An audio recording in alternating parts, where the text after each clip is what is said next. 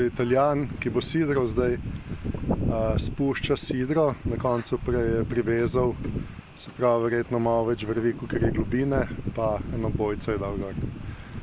Evo ti bojco že vleče proti sidru nadol, ki bo prišla zdaj tle kar globina čez 15 metrov. Tako da približno nekje po to bojco bo imel sidro.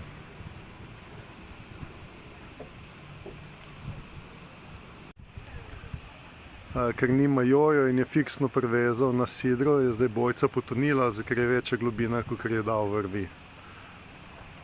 Se pravi, zdaj nekje bojca pod gladino, zdaj če je dosti globoko, ni krize.